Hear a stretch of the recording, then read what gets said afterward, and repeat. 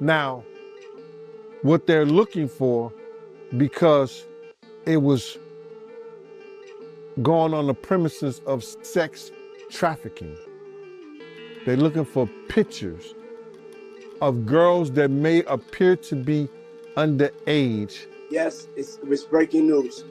Diddy adopted a white child. I want to adopted you because I felt that you could,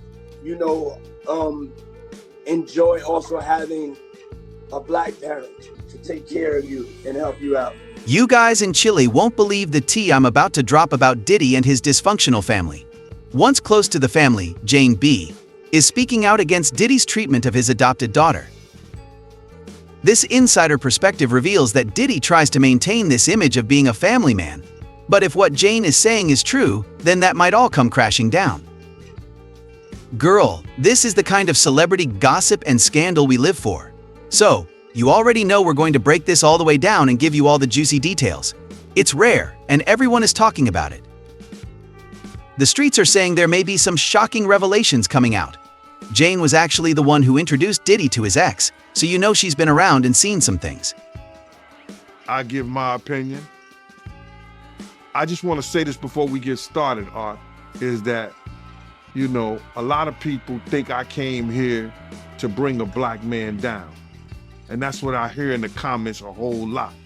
But it was nothing like that.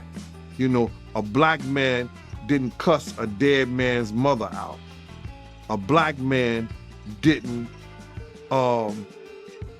set his friends up and put them in a situation where they couldn't come home to their families no more. A black man didn't reach back and help the people that helped them make it up the ladder. It was Puffy. You understand? I got tired of Puffy going on different platforms talking about how he loved the people that we was all with, how he loved the people that helped him, when in fact, none of that stuff was true. So my whole thing about it is, man, I appreciate your platform for letting me, voice my opinion. And like I said, opinions like an asshole. Some of these cats out here get paid for their asshole. I get paid to give my opinion. Yeah, I feel you, man. I mean, yeah, you just on here giving your opinion, man. I mean, you was one of the people that was real close to the situation, so why not? Thank you, I appreciate that. So with that being said, right, the last interview me and you did was a day after the raid. And when you look at everything now, man, how you feel about everything? It's been like a week, you knowing Diddy, you being around Diddy. Could you ever imagine that his houses would get raided for sex trafficking? Bruh, you can't imagine no stuff like that. You understand? You can't think that, because back then, he wasn't Brother Love. He was Puffy. All the way up until he became Diddy. So his behavior over the years has changed. And the behavior that he shows now, and that he has shown by being Brother Love, I couldn't imagine that the police would be raiding him for sex trafficking? Nah, bruh. I couldn't imagine that. You know what I'm saying? That wasn't him back then. He's a totally different person that he became. If you've seen him on other platforms, inviting men to party with him, inviting men to go shopping with him. You understand? That wasn't Puffy. That wasn't Diddy. That was Brother Love and Love. How you feel about all the people that's wondering why haven't any of Diddy big name friends came out to defend him? Because either two things that I believe. Either they know some of the stuff is true, either they took part in some of the stuff that happened, or they scared that it may mess up their brand. See, nobody wants to be in contact with anybody that allegedly was sex trafficking. You see what the WWF did to Vince McMahon. Vince McMahon was one of those people that was called for sex trafficking. We don't hear a lot about it because he gave up the company, he did what he was supposed to do, and he became Ghost. But now you see they trying to do the same thing to Puffy. They trying to make him or hip hop the face of sex trafficking like they was gonna do the WWF at one time. Cause that was a big story. So a lot of his people that know him, a lot of the people that been in those parties and seen probably some unscrupulous shit that went down and was like, ooh, I was there. I hope they don't got me on tape. They feeling a certain way. So they're not gonna speak on nothing until they've been approached with something. You gotta realize when Homeland Security get their evidence together, they're gonna send agents out. You understand? They might send an agent out to me. Yo, what do you know? What have you heard? What have you seen? What's been going on? You know what I'm saying? You know, did this happen when you was around him? Did this happen back in the day? That's what they're gonna wanna know. You know what I'm saying? So they're gonna send investigators out. They're gonna send people out for anybody that they can get some information from to help their case. So those celebrities ain't gonna say nothing. You know, you got your man Stevie J speaking on it right now. He'll be one of the first dudes that they'll probably pull to the side and say, yo, well, you say that your man, I heard you on TMZ say that he never did this and he never did that, but ain't this you? If those pictures or those films or anything like that exist. You know what I'm saying? That's what they pay those agents to do. So, of course, I don't believe that none of the people who are his celebrity friends is gonna speak or say nothing until they're either contacted or they know what they really. Gene did not hold back while criticizing Diddy for his parenting style. According to Gene, Diddy ignored his adopted daughter and treated her as if she were unimportant. When Diddy was too preoccupied with his own life, Gene claims he would observe her wandering around the home alone, appearing confused and depressed. For a celebrity to even notice how cold it was, it is difficult to imagine a father being that cold to his own child, adopted or not. The way Gene tells it, he even goes so far as to say that Diddy would forget significant occasions in his daughter's life, such as her birthday and school functions. Gene painted a picture of a little girl who was in desperate need of her father's love and attention, but Diddy was nowhere to be found. Diddy's actions, Gene claims, were nothing short of emotionally abusive. He asserts that the poor girl felt unworthy and unwelcome in the household. Gene remembered a particularly painful instance when he heard her sobbing in her bed, expressing her wish for a genuine father who truly loved her. My name's Ava. I'm a Scorpio. No. What's your last name? Ava Combs. What's your other last name? Ava Baroni. Eva Baroni Combs? Yes, it's breaking news. Diddy adopted a white child. I want you to tell them the story about how I adopted you. But you still have beautiful parents but you're my child also. But please tell the story. So, I was on the streets, and then Papa Combs decided that he would like to be a caring man. So then he saw me and decided to pick me up and said to come inside and play with his kids.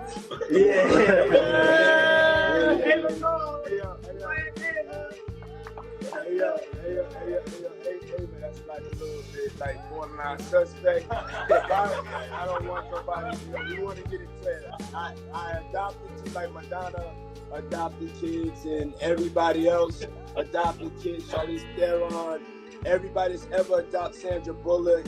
I adopted you because I felt that you could, enjoy also having a black parent to take care of you and help you out. So just clarify it because it's crazy out here online. So I played with the kids and I got permission from your mother. Say all of that. It's crazy out there.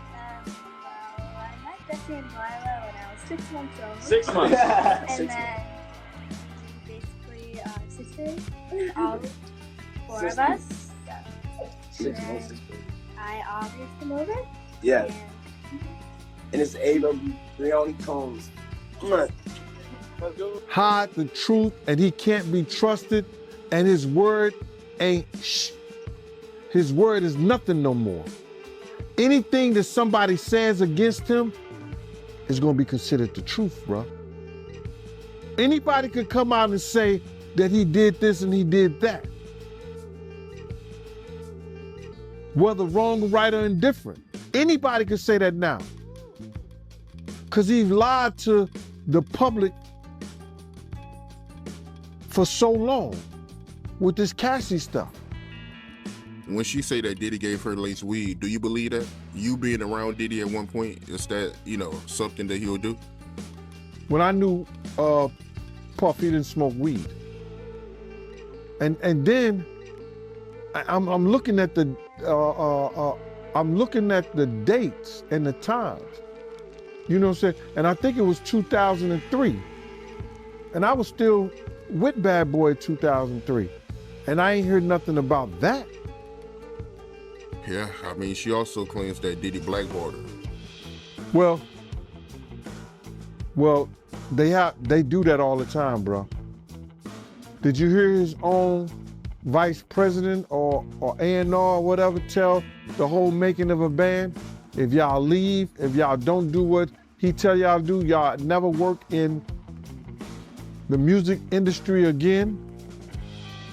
And I think that As you can see, G had to have witnessed some awful things in order to speak out in this way. He doesn't tend to stir up trouble for no apparent cause. The fact that he felt compelled to come forward and reveal Diddy's alleged abuse of his daughter speaks volumes. But before we draw any conclusions, we heard Diddy's side of the story. You can be sure that he won't take these accusations lying down. The question is whether he will acknowledge any wrongdoing or attempt to present an alternative account of what transpired behind closed doors. To get your thoughts over here on the video of Diddy where he brings out the little girl who he says he adopted. What were your thoughts when you saw that video, and what's your opinion on what it's really about? Play that for me, John, so people know what I'm talking about. Because everybody only played the small version. Play the whole version and then y'all understand. As we finish off, you go, Justin. My name is Justin, aka Just Blow. I'm a Capricorn, and I'm about that action, and I'm about raising money for the healthcare people, and we're just so blessed and thankful. And thank y'all for supporting us today. Bad boy. What's next? What up, y'all? I'm Quincy. I want to say thank y'all for rocking with us. What you about? One of the prettiest motherfuckers ever. Sorry. I'm a Gemini. For everybody wondering, and thank y'all so much for just tuning in with us. We felt the energy, we saw the comments. Let's keep it going. This is we wanted to do this to just wake everybody up in a way of just in a loving way. So help everybody have a happy Easter. Jesus is risen. Anybody else? Yeah. Everyone, introduce yourself. My name's Ava. I'm a Scorpio. No. What's your last name? Ava Combs. What's your other last name? Ava Barone. Ava Barone Combs. Yes, it's breaking news. Diddy adopted a white child. I want you to tell them the story about how I adopted you. But you still have beautiful parents but you're my child also. But please tell the story. So, I was on the streets, and then Papa Combs decided that he would like to be a caring man. So then he saw me and decided to pick me up and said to come inside and play with his kids.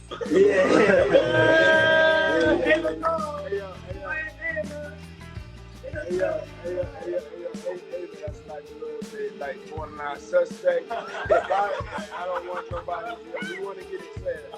I adopted you like Madonna adopted kids and everybody else adopted kids. Charlize Theron, everybody that's ever adopted Sandra Bullock, I adopted you because I felt that you could, enjoy also having a black parent to take care of you and help you out. So, just clarify, because it's crazy out here online. So I played with the kids, and I got permission from your mother, and to say all of that, because it's crazy out here. Well, I met Jesse and Lila when I was 6 months old. 6 months. And then we basically are sisters, all 4 of us. So, 6 months. I always come over. Yes. And it's Ava Brioni Combs. Come on. Let's go. Hi, I'm Jess, and I'm a Sagittarius, the best sign in the world. And yeah. Yeah. Hi, I'm Chan. I'm a Cancer, and I just want to say thank you guys for watching. Okay. There was a song by the Floaters back in the day that we grew up on. Float, float on. Y'all remember that? And my name is Larry, and I'm a Sagittarius. And I like a woman who loves everything and everybody. That's pretty much what he was doing, y'all. And this young lady was used to doing. I know he had his other kids doing it and saying all of that. But y'all see what he said? Did y'all really catch what he said? He picked me up off the streets. 1 minute, then he goes and say, because I was on the streets, living on the streets. Then the next minute he's telling her, oh no, say your parents' name, your other parents' name. That's the confusion right there, just in those statements. But a billionaire picking up a little white girl off the streets and adopting her and calling her his own to come home and play with my kids? Y'all can't see this is trafficking? Okay, all right. Okay, he just helping out a nice little white girl that needed some, a family, okay? Okay. Come on, y'all. Y'all smarter than this. Y'all smarter than this. The way that young girl was talking and looking in the camera and all of that, she had did it before. They were doing that. That's how you shop people to pedophiles and people. We know she used the name of a person. Y'all know what they say about people that are Sagittarius. They freaky as a motherfucker, right? So why she said that was her sign. Or Scorpios, Sagittarius and Scorpios, okay, I don't know. All right. Oh, man, that's the most damaging thing I done saw to law enforcement. Let them find out her name is on one of those flights out of the country. Why y'all think they subpoenaed everybody that was on that plane and everybody that was traveling with him on planes, and he took her across a state line?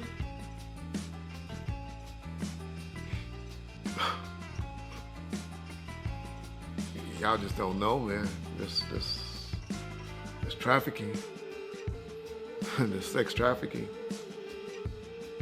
it's crazy. He needs help. He needs help. And like I said, I'm not gonna shit on him just yet, because if there's 1 or 2% chance that he's innocent of all of the accusations that we all making on him on YouTube, all the companies that's making him sell his stocks and disassociating themselves with him. I've been seeing lately a lot of people like Ed Lover and was it my boy Luke and all of them. Benzino, I told y'all about, y'all heard me say that on Vlad, has been coming to his defense lately Floyd Mayweather. Did y'all hear what 50 Cent said about Floyd Mayweather for coming to his defense? I'll tell you that 50, man, I love that nigga. It's something about 50 I like. That's the type of nigga I can hang with. But, yeah, it's gonna be interesting. Girl, you're acquainted with someone who is not one to let Gene's charges go unanswered. Diddy responded with a statement attempting to correct the record. According to Diddy's camp, Gene's accusations are untrue, and he has always been a loving father to all of his children, including his adopted daughter. However, Diddy's response seemed a little evasive to me. He didn't really address any of the specific allegations made by Gene about his daughter's emotional abuse and neglect. Instead, he made general remarks about how much he loves his family and how he's always there for them. Because something I seen today, this girl, Tiffany Red, she said that she was filing a claim against Diddy, but my man, it touched me crazy, man, because the hurt that I seen in her voice, in her she crying, man, and she worrying about what this dude could do to her and what he has done to her. Man, listen here, I want to let this young lady know, and I know this is not the place for it, brother, but please allow me to say this to her, man. You know what I'm saying? I started this battle long time ago. And the situation is that, bruh, we already won. This was some spiritual that Pop, the spirit of Pop, the spirit of Big, the spirit of Miss Jones, the spirit of Wolf, all the people that he has done wrong, you know, so Black, all the people that he has done wrong, bruh, is coming to light. We already won this spiritual. What we going through right now with these trials and everybody, you know, with this financial situation and everything like that, all that is superficial. That's the physical part of it. The spiritual part of it was won because Big, Pac, Wolf Mother, all the people that he did wrong, bruh, you understand? They already won the battle where we were supposed to win it at. So now we just going through the physical part of it, man. And I want that girl to know, man, that she ain't gotta fear no man. She ain't gotta fear him, nobody else, man. Whenever she needs, you understand? Whenever she needs somebody to travel, to go with her, to make sure she all right, you know, I'm a phone call away, man. I'm a phone call away. And you know, go ahead with your questioning, man. I just had to get that out, man. Because that girl touched a lot of people, man. Because all she wanted to do was write music, make music, and show her talent and her love to the people, man. And then she got to feel this way, be fearful and scared of her life and stuff like that. Ma, I ain't scared of no man. You understand? I ain't scared of no man. Nobody that got to put their